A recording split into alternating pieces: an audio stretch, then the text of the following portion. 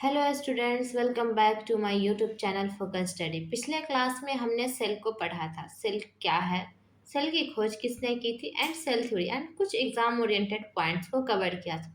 इस क्लास में हम डिस्कस करेंगे कंपोनेंट्स ऑफ सेल। सेल की क्या क्या घटक हैं। सबसे पहले तो हम सेल को इसमें 4 पार्ट्स में डिवाइड करते हैं। सबसे पहले हम डिवाइड करेंगे cell wall, plasma membrane, cytoplasm and cell organelles. Cell wall की बात करते हैं तो सेल वॉल सबसे बाहरी परत होता है। प्लाज्मा मेम्ब्रेन जो है वो सेल वॉल के ठीक अंदर वाला लेयर होता है। फिर आता है साइटोप्लाज्म। साइटोप्लाज्म जो होते हैं वो सेल के अंदर भरा हुआ एक लिक्विड होता है। सेल ऑर्गेनल्स, इसमें बहुत छोटे छोटे ऑर्गन्स पाए जाते हैं। चलिए डिटेल में समझते हैं सेल वॉल को। सेल वॉल जो है एक non living and rigid structure होता है। एग्जाम पॉइंट ऑफ व्यू से ये पॉइंट सबसे ज़्यादा इम्पोर्टेंट है। सेल वॉल जो होता है एनिमल सेल में एब्सेंट होता है। यह सिर्फ प्लांट, बैक्टीरिया एंड फंगस में ही पाया जाता है। सेल वॉल सिर्फ प्लांट, बैक्टीरिया एंड फंगस में पाया जाता है। Cell wall plant animal cell में एब्सेंट होता है। एग्जाम पॉइंट ऑफ व्यू से इसका कंपोजिशन याद रखना बहुत ज़रूरी है। जैसे बैक्टीरिया जो होता है वो पेप्टिडोग्लाइकेन से बना होता है। बैक्टीरिया में जो सेल वॉल होता है वो पेप्टिडोग्लाइकेन से बना होता है। प्लांट में जो सेल वॉल बना होता है वो सेल्यूलोज से बना होता है। एंड फंगस की बात करें तो फंगस में सेल वॉल जो बना होता है वो काइटिन का बना। अब बात आती है सेल वॉल का मेन काम क्या है। सेल वॉल का मेन काम है सेल को प्रॉपर शेप देना, सेल को उसके बाहरी मैकेनिकल डैमेज एंड इन्फेक्शन से बचाना। मैकेनिकल डैमेज एंड इन्फेक्शन से बचाना किसका काम है? सेल वॉल का काम। सेल का शेप देना किसका काम है? सेल वॉल का काम है। अब बात करते हैं प्लाज्मा मेम्ब्रेन पर। यह जो है एनिमल एंड प्लांट दोनों में पाए जाते हैं। यह एक पतली झिल्ली होती है जो इंटरनल पार्ट्स को कवर करती है और बाहरी इन्वायरमेंट से सेफ रखती है। क्या सेल को बाहरी इन्वायरमेंट से सेफ रखती है एंड जो भी सेल के अंदर पार्ट्स होते हैं छोटे छोटे उसको एक कवर करता है। यह एक सेमी प्रिएमेबल मेम्ब्रेन होता है जिसमें लगभग पानी, नमक एंड ऑक्सीजन जो है वो इसके थ्रू सेल के अंदर आती है और CO2 या यूरिया जैसे कचरा बाहर निकलता है। जैसे यहाँ पे पानी है, साल्ट है, ऑक्सीजन है, ये सब क्या करता है? सेल में आता है। और CO2 जो यूज का नहीं है, कचरा है, वो सेल से बाहर जो जाता है वो किसके थ्रू जाता है? प्लाज्मा मेम्ब्रेन के थ्रू जाता है।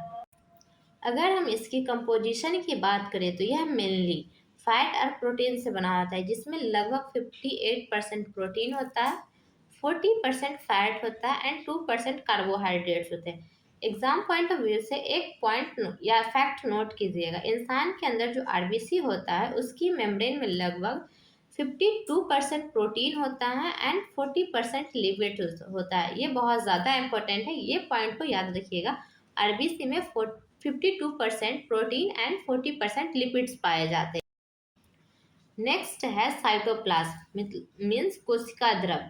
यह जो है एक प्लाज्मा मेम्ब्रेन और न्यूक्लियस मेम्ब्रेन के बीच में भरा हुआ स्टेकी जैसा फ्लूइड होता है। यहाँ पे आप देख सकते हैं plasma membrane and nuclear membrane के बीच में एक स्टेकी जैसा जेल सब्सटेंस होता है जिसमें लगभग 90% तो पानी होता है, बस 10% ऑर्गेनिक एंड इनऑर्गेनिक सब्सटेंस होता है।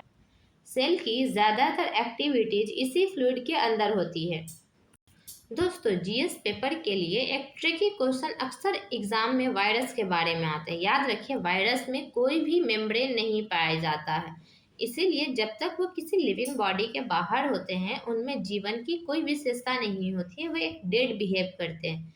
बट जब वे किसी जिंदा शरीर के अंदर एंटर करते हैं तभी वो लिविंग सेल की मशीनरी का यूज करके अपने आप को मल्टीप्लाई करते हैं। चलिए एक क्विक टेस्ट लेते हैं। साइटोप्लाज्म क्या है?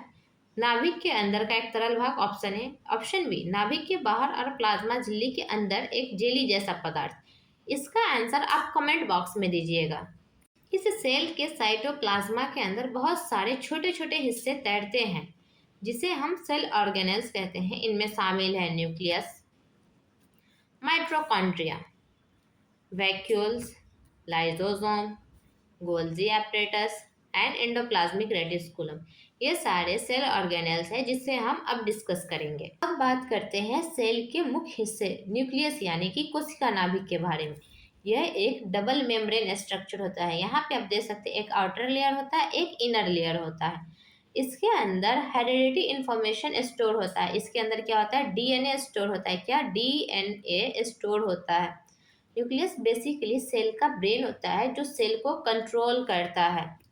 यह सेल के ग्रोथ और रिप्रोडक्शन को कंट्रोल करता है और सेल डिवीजन में बहुत इंपॉर्टेंट रोल प्ले करता है। इसकी बाहरी लेयर में छोटे छोटे छिद्र होते हैं, आप यहाँ पे देख सकते हैं छोटे छोटे छिद्र होते हैं। और इसके सेंटर में न्यूक्लियोलस होता है। क्या होता है, न्यूक्लियोलस होता है। तो यहीं पे हम ख़त्म करते हैं। ये थी हमारी आज की क्लास। नेक्स्ट क्लास में जितने भी सेल ऑर्गेनल्स बचे हैं उसको डिस्कस करेंगे। अगर आपको यह वीडियो हेल्पफुल लगी हो तो वीडियो को लाइक करें, अपने दोस्तों के साथ शेयर करें और फोकस स्टडी को सब्सक्राइब करना ना भूलें, क्योंकि हम लाते हैं आपके लिए बेस्ट एग्जाम प्रिपरेशन मटेरियल। पढ़ते रहिए, आगे बढ़ते रहिए। जय हिंद।